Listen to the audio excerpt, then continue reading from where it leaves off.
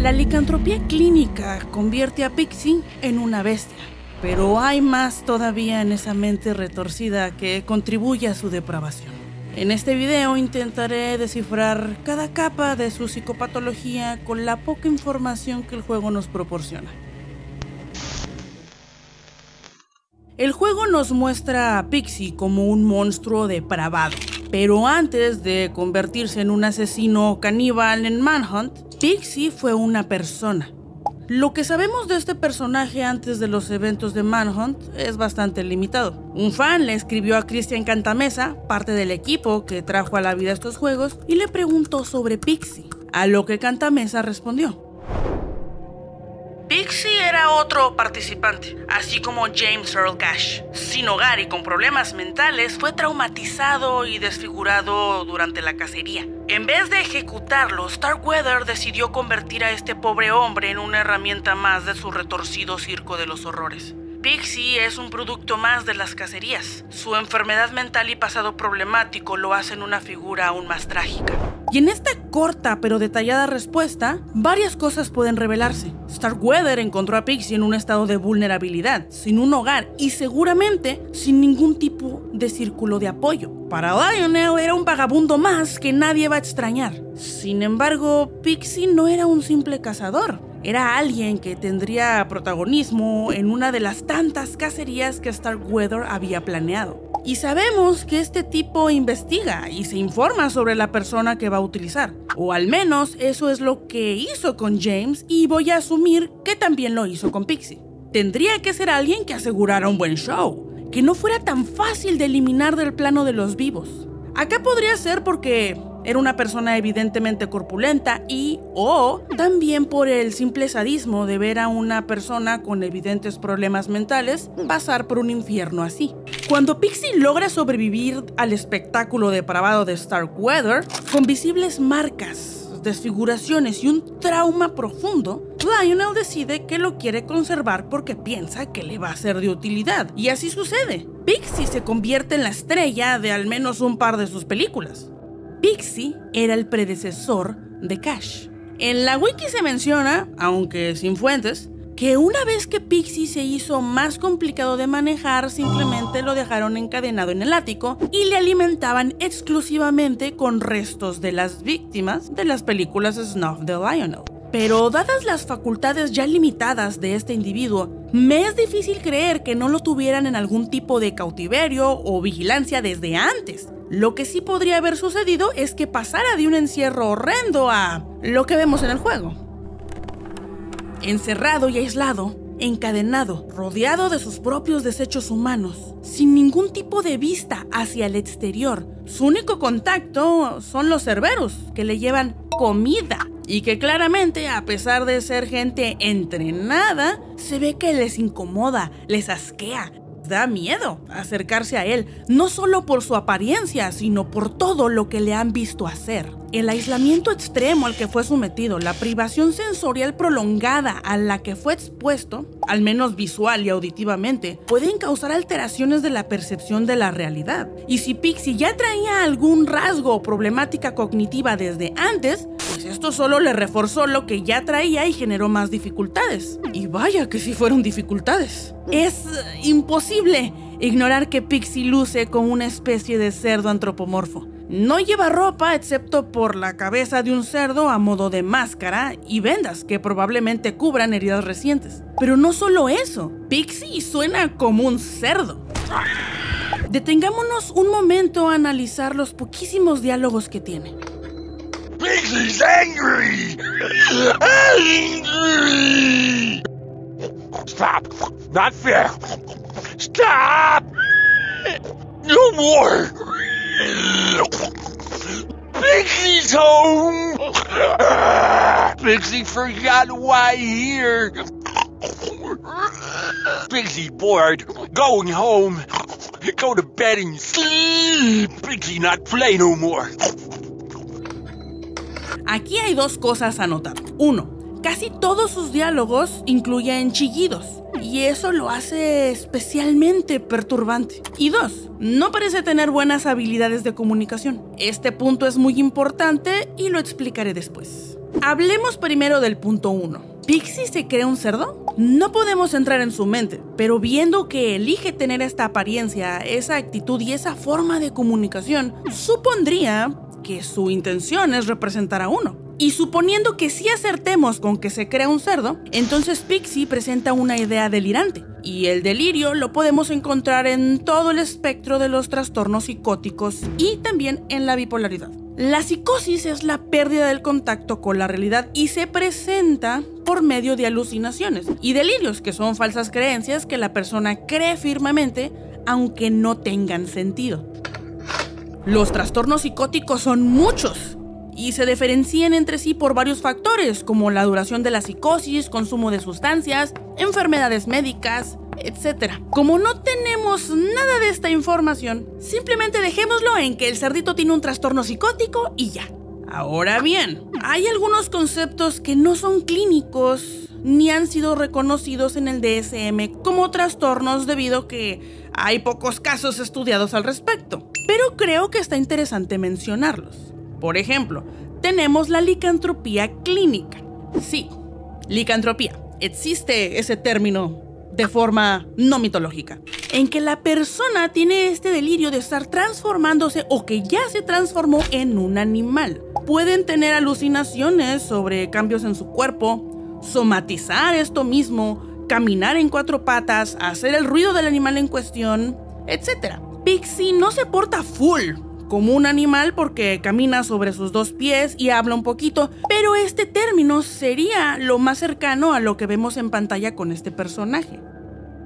¡Pero Miss! Ahí dice licantropía y eso es de los lobos, ¡tú estás mal! Pues qué te digo, se popularizó tanto este término que decidieron aplicarlo a otros casos que incluyen otros animales. Hay un término más actual llamado zoantropía, que ya es más general y hace más sentido, pero por alguna razón en algunas partes usan licantropía clínica y en otras zoantropía, y pues yo qué sé, usa el que tú quieras. Luego tenemos el punto 2.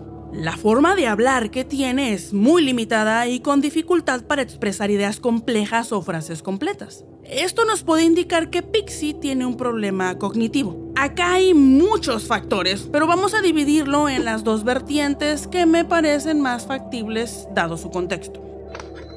1. Pixie presenta discapacidad intelectual.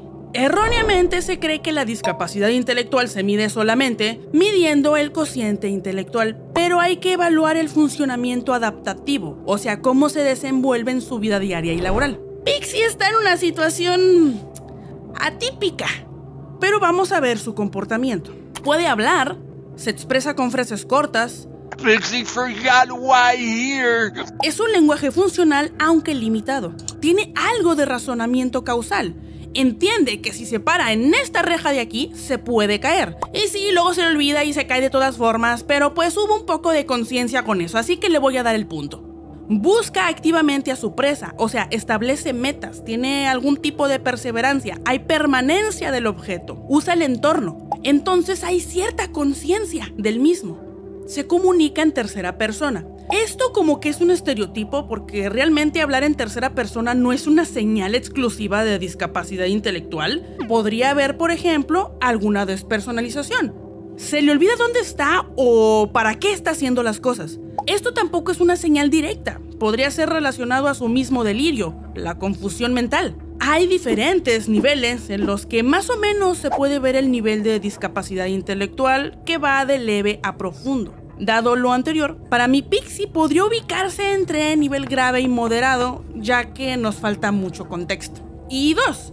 La otra razón por la cual presenta problemas cognitivos estaría más relacionado a su psicosis y esté presentando un deterioro cognitivo como consecuencia de su constante delirio y todos los horrores que ha pasado. Al combinar ambas cosas, incluso podría estar a un nivel moderado de discapacidad intelectual, pero el delirio tan grave que tiene afecta directamente la adaptabilidad a su entorno. Así que ahora, a grandes rasgos, tenemos un bosquejo de más o menos qué onda con Pixie antes de los eventos de Manhunt. Pero un momento, ¿cómo llegó a creerse un cerdo? Starkweather no solo encontró a un tipo con problemas mentales, sino que lo sometió a un proceso de deshumanización. Muy honestamente no creo que Lionel supiera lo que estaba haciendo. Él hacía lo que le parecía lo más conveniente y ya, pero sea cual sea la razón, lo hizo. Pero entendamos qué es el concepto de deshumanización. Es un proceso psicológico y social en que se empieza a ver a una persona o grupo como si no fuera completamente humana. Y a ver, Starkweather ve a todo el mundo así, pero en el caso de Pixie, esta percepción se movió hacia los demás, incluso él mismo. Ya mencionamos el confinamiento, que por sí solo le pudo desatar aún más la psicosis que tenía, pero además de eso, si nos ponemos a observar el trato y los patrones de estímulos, básicamente Starkweather reforzó la asociación cerdo igual identidad. Al ser un show, no es descabellado pensar que Starkweather o alguno de sus subordinados pensó que sería atractivo para sus clientes el darle a quien solía ser Pixie la identidad de un cerdo. Crearon un personaje y todo esto evolucionó a alimentar un delirio de zoantropía. Las personas con rasgos psicóticos y discapacidad intelectual pueden ser susceptibles a la manipulación y esto puede explicar al menos los inicios de su carrera y el por qué poco a poco empezó a adoptar esta nueva identidad de cerdo. Aunque también esto podría venir desde antes con una historia de vida que propiciase algo así. El único contexto que tengo es el trato inhumano de Starkweather hacia él, por lo tanto me iré por esa idea. En algunos contextos se asocia al cerdo con suciedad, con inmoralidad, pereza, libertinaje. ¿Y qué pasa? Pues a Pixie lo tratan más o menos como tratarían a un cerdo en manos de gente insensible. Y luego sus únicos momentos libres era cuando lo soltaban para hacer las cacerías en las películas snuff de Lionel. Imagínate esa conexión condicionada que se formó. Libertad igual masacre igual agradable. Aunque son pocos, sus diálogos dan mucha cosa, porque más allá de mostrarnos algún problema cognitivo,